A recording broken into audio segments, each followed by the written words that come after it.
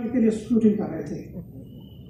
सवाल ये आज तक न तो सरकार ने न तो बीजेपी ने जवाब दिया है 3:10 से लेकर 6:45 तक इस मुल्क का प्राइम मिनिस्टर क्या कर रहा था।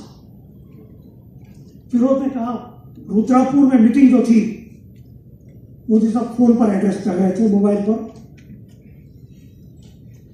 बीजेपी ने कुछ प्लान स्टोरी कर दी, ये नेटवर्क नहीं था, इसे मोदी साहब को वहां कम्युनिकेट नहीं कर पाए। ये लोगों को बेवकूफ बनाने का तरीका है।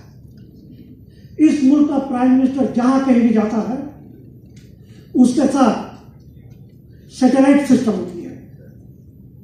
इस मुल्क का प्राइम मिनिस्टर जहां कहीं जाता है पहले से ही हर किस्म के अरेंजमेंट होती है कि प्राइम मिनिस्टर 1 सेकंड के लिए भी कम्युनिकेशन से बाहर ना हो। यह सिस्टम है। नेटवर्क नहीं था, इसको बेवकूफ बना। अगर प्राइम मिनिस्टर को यह कम्युनिकेट नहीं किया गया था तो national security adviser Ajit Doval has no business to continue as national security adviser. He must do. अगर नेशनल सिक्योरिटी एडवाइजर ने प्राइम मिनिस्टर को बताया और प्राइम मिनिस्टर ने कुछ किया नहीं, then he has no business to continue. He must go. ये दो बात हमें को ध्यान रखनी चाहिए। इसीलिए ये दो में से कोई बात नहीं है। सवाल है नेशनल सिक्योरिटी का मसला जब आया तो ब्रिगेडियर ने बिल्कुल सही कहा, कश्मीर के साथ उसका ताल्लुकात है।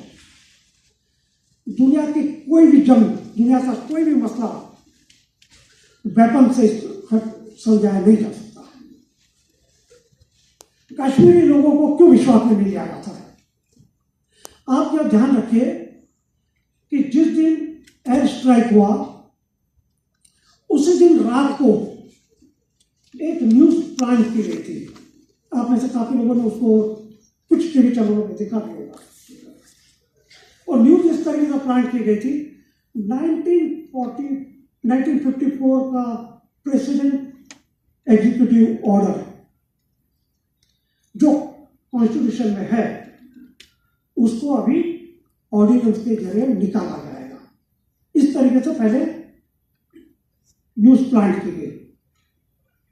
अब ये इसका मतलब क्या? 1954 का प्रेसिडेंट एग्जीक्यूटिव ऑर्डर का मतलब क्या? उन्होंने बाकी कुछ कहा नहीं था, सिर्फ इतना ही। उसका मतलब है 35A of the Indian constitution. 35A क्या कहता है? It talks about permanent residence. Permanent residence को यह तय करेगा जम्मू कश्मीर लेजिस्लेटिव असेंबली। उनको वो नहीं चाहिए, वो निकालना है। लेकिन जब ध्यान में आया कि ये सेल्फ गोल हो जाएगा तो ministry of home affairs in half an hour उन्होंने एक क्लैरिफिकेशन दिया और कहा ये रूमर है, इस तरीके से कोई इरादा नहीं।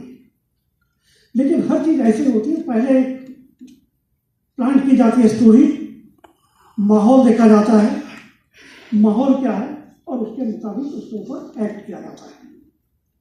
तो सवाल ये है, एक बात हम लोगों को ध्यान में रखनी है, पुलवामा का जो इंसिडेंट हुआ, ये मैं बहुत गंभीरता से कह रहा हूं, इसमें कोई दोहराई नहीं कि उसके पीछे जैश ए मोहम्मद। लेकिन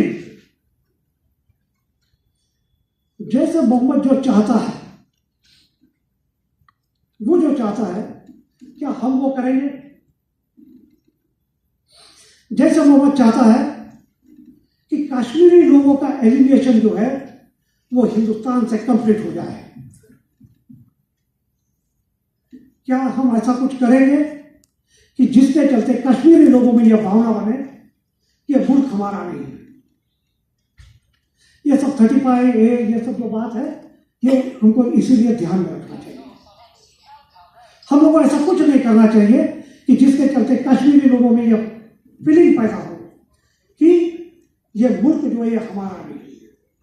और हम लोगों को यह ध्यान में रखना चाहिए कि कश्मीरी लोगों में जो माहौल बन रहा है, specially after Burhan Wani encounter death जो 2016 में, सवाल यह है